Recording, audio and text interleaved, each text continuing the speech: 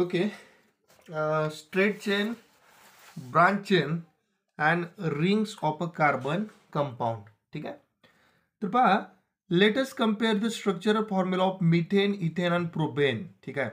तर बघा, methane CH4, ethane C2H6 आणि प्रोपेन C3H8. ठीक आहे. From this structural formula, it is seen that the carbon atom, single or more carbon atom bonded to each other, lie in the core of a molecule, while the hydrogen atom bonded to each of the carbon atom on the periphery of the molecule. ठीक आहे. तर बघा, याचं structure जे आहे अशा पद्धतीनं असेल बघा. तर या ठिकाणी कार्बन जो आहे तो सेंट्रलला आहे. ठीक आहे. आणि हायड्रोजनने त्याच्या भोवती एक प्रकारचं वलय निर्माण केलेलं आहे पहा.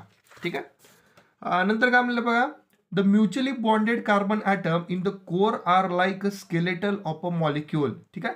तर याच्या मध्यभागी जे कार्बन आहेत बघा, ते एक प्रकारे या मॉलिक्यूलचा तो मुख्य भाग आहे किंवा स्केलेटन म्हणजे सांगडा आहे असं आपण म्हणूया. The carbon skeleton determine the shape of the molecule of a carbon compound. ठीक आहे. आणि हाच स्केलेटन काय करतो, त्या कार्बन संयुगाचा कशा पद्धतीचा आकार असेल हे सुद्धा सांगतो पहा. ठीक आहे. A straight chain of a carbon atom is form by joining the carbon atom are next to the other. ठीक आहे. तर हे जे स्ट्रेट चेन किंवा जे सरळ शृंखल असतात बघा, ते कशा पद्धतीचे असतात, तर ते जे कार्बन आहेत ते एका पाठोपाठ एक असे एकमेकांना जोडले गेलेले असतात. The first column of a table 9.12 shows the straight chain of a carbon atom. ठीक आहे. तर पुढे एक तक्ता दिलेला आहे ज्याच्यामध्ये या कार्बनच्या ॲटमच्या सरळ शृंखल आपल्याला पाहायला मिळतात. Write the structural formula of corresponding straight chain hydrocarbon in the second column satisfying the tetra valency of the carbon atom by joining them to hydrogen atom. ठीक आहे. तर पुढच्या तक्त्यामध्ये आपल्याला काय करायचं आहे, त्यामध्ये असणाऱ्या दुसऱ्या ओळीत तर आपल्याला कार्बन ॲटम एकमेकांना जोडायचे तर आणि हायड्रोजनची अशा पद्धतीनं मांडणी करायची आहे की त्यांची जी संयुजा आहे टेट्रा व्हॅलन्सी ती पूर्ण झाली पाहिजे. Work out the molecular formula from this and write it down in the third column. ठीक आहे. त्यानंतर काय करायचं, तुम्हाला त्या ठिकाणी असणारे कार्बन किंवा हायड्रोजन यांची संख्या मोजायची आहे आणि त्याचं मॉलिक्युलर फॉर्म्युला लिहायचा आहे त्याच्या पुढच्या कॉलममध्ये. Then the name of the hydrocarbon is given in the fourth column. ठीक आहे. आणि त्याचं नाव काय असेल ते सुद्धा तुम्हाला ते चौथ्या कॉलममध्ये लिहायचं आहे पहा. ठीक आहे.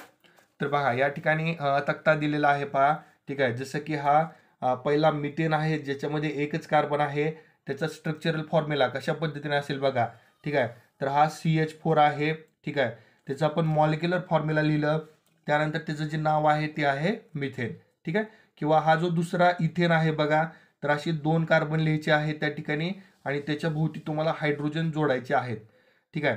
त्याचं ते झालं स्ट्रक्चरल फॉर्म्युला. आणि त्याचं मॉलिक्युलर फॉर्म्युला काय असेल मग, तर हे 2 कार्बन आणि त्याच्या भोवती असणारे 6 हायड्रोजन आणि त्याचं नाव इथेन असणार आहे.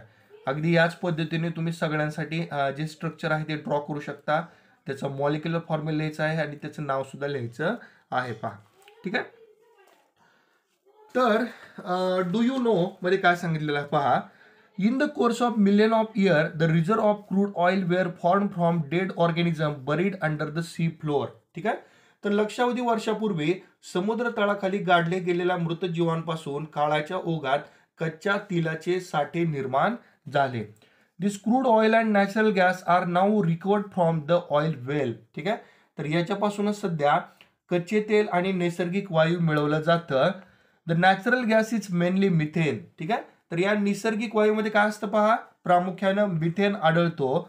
The crude oil is a complex mixture of 1000 of different compound. ठीक आहे. तर हे जे कच्चं तेल आहे तर त्याच्यामध्ये खूप सारी संयुगं आढळतात, जवळपास हजाराच्या जवळपास त्यांची संख्या असते. It mainly contains various hydrocarbon. ठीक आहे. तर याच्यामध्ये प्रामुख्यानं वेगवेगळे हायड्रोकार्बन असतात पहा. तर हे कशा पद्धतीनं वेगळे केले जातात बघा. Various useful components such as CNG, compressed natural gas, LPG, liquefied petroleum gas, petrol, gasoline, रॉकेल, डिझेल, इंजन ऑइल, लुब्रिकंट. ठीक आहे, etcetera are obtained by separation crude oil using fractional distillation. ठीक आहे. तर त्यासाठी फ्रॅक्शनल डिस्टिलेशन म्हणजेच प्रभाजी ऊर्ध्वपतन या पद्धतीचा वापर केला जातो. ठीक आहे. त्यानंतर जो दुसरा कन्सेप्ट आहे पहा, तो आपण आता बघूया. Now let us pay more attention to the carbon chain in butane. ठीक आहे. तर बघा ब्युटेनमध्ये किती एकूण 4 कार्बन आहेत. 1 2 3 4. The 4 carbon atom can be join to form a carbon chain in 8 another way. ठीक आहे. तर आपण एका वेगळ्या पद्धतीने सुद्धा यांची जोडणी करू शकतो आणि त्यापासून तुम्हाला ब्युटेनच मिळणार आहे पहा. ठीक आहे. तर या ठिकाणी बघा 2 possible carbon chains for a butane आणि त्याचा जो 2 स्ट्रक्चर आहेत बघा या ब्युटेनची, ती सुद्धा या ठिकाणी ड्रॉ केलेली आहेत. तर एका ठिकाणी स्ट्रेट चेन ड्रॉ केलेला आहे आणि एका ठिकाणी ब्रांचिंग दाखवलेलं आहे पहा. ठीक आहे. तर याच्यातून त्यांना काय सांगायचं बघा. ओके. तर काय सांगायचं आपण ते समजून घेऊया. 2 different structural formula are obtained on joining hydrogen atom to these 2 chain so as to satisfy the tetravalency of carbon atom. ठीक आहे. तर या ठिकाणी बघा आपण 2 पद्धतीने याचा स्ट्रक्चरल फॉर्म्युला जो आहे तो लिहू शकतो. ठीक आहे. आणि ज्याच्या सहाय्याने कार्बनची जी टेट्राव्हॅलन्सी आहे ती सॅटिस्फाय सुद्धा केली जाते. The molecular formula of both this structural formula is the same which is C4H10. ठीक आहे. तर त्या ठिकाणी आपण कार्बन किंवा हायड्रोजनची जी संख्या जर काउंट केली तर ती तुम्हाला C4H10च मिळेल. त्यामुळे त्याचं जे रेणुसूत्र आहे, जो मॉलिक्युलर फॉर्म्युला आहे तो चेंज होत नाही. These are 2 different compounds as their structural formula are different. ठीक आहे. तर बघा याच्याबद्दल हे 2 वेगवेगळे संयुग आपल्याला दिसतील. त्याचं रिझन काय, तर त्याचा जो स्ट्रक्चरल फॉर्म्युला आहे तो सुद्धा वेगवेगळा आहे. ठीक आहे. तर याच्यातून आपण एक नवीन कन्सेप्ट शिकतोय पहा. तर तो कन्सेप्ट काय आहे. The phenomena in which compounds having different structural formula have the same molecular formula is called structural isomerism. ठीक आहे. तर काही संयुग असे असतात पहा ज्यांचा स्ट्रक्चरल फॉर्म्युला वेगळा असतो, मात्र त्यांचा जो मॉलिक्युलर फॉर्म्युला आहे तो सारखा असतो. त्याला आपण स्ट्रक्चरल आयसोमेरिझम किंवा रचना समघटकता असं सुद्धा म्हणतो. The number of carbon atom increases further due to isomerism observed in carbon compound. ठीक आहे. तर याच्यात आणखीन एक गोष्ट म्हणजे काय बघा, तर या ठिकाणी या स्ट्रक्चरल आयसोमेरिझममुळे जे कार्बनचे कंपाऊंड आहेत त्यांची संख्या आपल्याला वाढताना दिसते पहा. ठीक आहे. The carbon chain first in figure 9.30. बघा या ठिकाणी ही पहिली जी आहे ती आहे straight chain of carbon atom, where as carbon chain second ही जी दुसरी आहे ती आहे branched chain of carbon atom. याला स्ट्रेट चेन म्हणायचं आणि याला ब्रांचड चेन म्हणायचं पहा. ठीक आहे. तर आता आपण याचा तिसराही भाग बघतोय. काय आहे तो पहा. Apart from the straight chain and branch chain, closed chain of carbon atom are present in some carbon compound. ठीक आहे. तर काही ठिकाणी अशा पद्धतीच्या क्लोज चेन सुद्धा पाहायला मिळतात, ज्याला आपण वलय संरचना असं सुद्धा म्हणतो पहा. ठीक आहे. Where in rings of carbon atom form, अशा पद्धतीच्या रिंग्स त्या ठिकाणी तयार होतात. For example the molecular formula of cyclohexane C6H12. बघा तर या ठिकाणी 6 कार्बन आहेत आणि 12 हायड्रोजन आहेत. And it structural formula contains a ring of 6 carbon atom. ठीक आहे.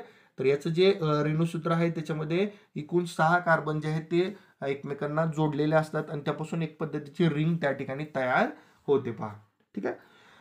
तर बघा नंतर काय म्हणलंय, draw electron dot structure of cyclohexane. अशा पद्धतीचं आपण स्ट्रक्चर जे आहे ते ड्रॉ करू शकतो. ठीक आहे. देन नेक्स्ट पॉइंट आहे. Okay. All types of carbon compound whether straight chain, branched chain or cyclic can be saturated or unsaturated. ठीक आहे. तर मला पहिल्यांदा सॅच्युरेटेड आणि अनसॅच्युरेटेडची डेफिनेशन काय बघा. तर सॅच्युरेटेड मध्ये फक्त सिंगल बॉन्ड असतो आणि अनसॅच्युरेटेड मध्ये मात्र डबल किंवा ट्रिपल बॉन्ड असतो पहा. ठीक आहे. तर this is explain by various example of hydrocarbon. Okay. तर हे जे सगळे कार्बन कंपाऊंड आहेत ते तर एकतर स्ट्रेट चेन असतात किंवा ब्रांच असतात किंवा सायक्लिक असतात. याशिवाय ते कसे आहेत, सॅच्युरेटेड किंवा अनसॅच्युरेटेड आहेत पहा. ठीक आहे. तर या ठिकाणी बघा एका ठिकाणी सॅच्युरेटेडचे एक्झाम्पल दिलेत आणि दुसरीकडे अनसॅच्युरेटेडचे एक्झाम्पल दिलेले आहेत पहा. तर बघा या ठिकाणी स्ट्रेट चेन हायड्रोकार्बन मध्ये सुरुवातीला प्रोपेन सांगितलेलं आहे, या ठिकाणी ANE हा प्रत्यय लागलेला आहे. याचा अर्थ काय, तर तो अल्केन आहे आणि त्याचं मॉलिक्युलर फॉर्म्युला C3H8. ठीक आहे, तर 3 कार्बन आणि 8 हायड्रोजन सगळ्यांमध्ये आपल्याला सिंगल बॉन्ड पाहायला मिळतोय. याचा अर्थ ते सॅच्युरेटेड आहेत. त्यानंतर प्रोपीन आहे बघा, ज्याचं मॉलिक्युलर फॉर्म्युला C3H6 आहे आणि याच्यामध्ये एक डबल बॉन्ड पाहायला मिळतो. याचा अर्थ काय, हा अनसॅच्युरेटेड. किंवा प्रोपीन आहे, याच्यामध्ये पुन्हा एक ट्रिपल बॉन्ड पाहायला मिळतोय, म्हणजेच हा अनसॅच्युरेटेड आहे. शिवाय ब्रांच चेन हायड्रोकार्बन मध्ये बघा आयसोब्युटेनचं एक्झाम्पल दिलंय, ज्याचा मॉलिक्युलर फॉर्म्युला C4H10 आहे. ठीक आहे, तर बघा हे जर तुम्ही स्ट्रक्चर पाहिलं तर याच्यामध्ये कुठेही तुम्हाला डबल किंवा ट्रिपल बॉन्ड पाहायला मिळत नाही. त्यामुळे हा असेल सॅच्युरेटेड हायड्रोकार्बन. पण त्याच ठिकाणी आयसोब्युटिलेन दिला आपल्याला C4H8 आहे, ज्याच्यामध्ये एक डबल बॉन्ड तुम्हाला पाहायला मिळतोय. याचा अर्थ तो अनसॅच्युरेटेड हायड्रोकार्बन आहे. ठीक आहे, आणि याच्यामध्ये सायक्लिक हायड्रोकार्बनचा सुद्धा उल्लेख आलेला आहे पहा. तर या ठिकाणी सायक्लोहेक्झेन, ज्याच्यामध्ये C6H12 असं त्याचा मॉलिक्युलर फॉर्म्युला आहे, किंवा सायक्लोपेंटेन, ज्याच्यामध्ये C5H10 असा मॉलिक्युलर फॉर्म्युला आपल्याला पाहायला मिळतो. आणि कुठंही तुम्हाला डबल किंवा ट्रिपल बॉन्ड पाहायला मिळत नाही, म्हणजे हा काय आहे, सॅच्युरेटेड हायड्रोकार्बन. पण याच ठिकाणी सायक्लोहेक्झेन किंवा बेन्झीन दिलेला आहे पहा, त्याच्यामध्ये मात्र तुम्हाला डबल बॉन्ड त्या ठिकाणी पाहायला मिळतो. याचा अर्थ काय आहे, ते अनसॅच्युरेटेड हायड्रोकार्बन आहेत. It is learn from the structural formula of benzene that it is a cyclic unsaturated hydrocarbon. ठीक आहे, तर याच्यावर आपल्या काय लक्षात आलं बघा, की हा जो बेन्झीन आहे तो एक प्रकारचा असंपृक्त हायड्रोकार्बन आहे. ठीक आहे, ज्याला आपण वलयांकित असंपृक्त हायड्रोकार्बन म्हणजेच सायक्लिक अनसॅच्युरेटेड हायड्रोकार्बन असं सुद्धा म्हणतो. There are 3 alternate double bond in the 6 membered ring structure of benzene. बघा या ठिकाणी सुद्धा आपल्याला पाहायला मिळत आहेत.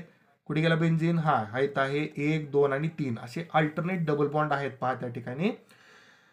The compounds having this characteristic unit in their structure are called aromatic compound. ठीक आहे, आणि ज्या संयुगामध्ये किंवा त्यांच्या संरचनेमध्ये अशा पद्धतीचा बेन्झीन जर असेल तर त्याला आपण काय म्हणतो, ॲरोमॅटिक संयुग किंवा ॲरोमॅटिक कंपाऊंड असं म्हणतो.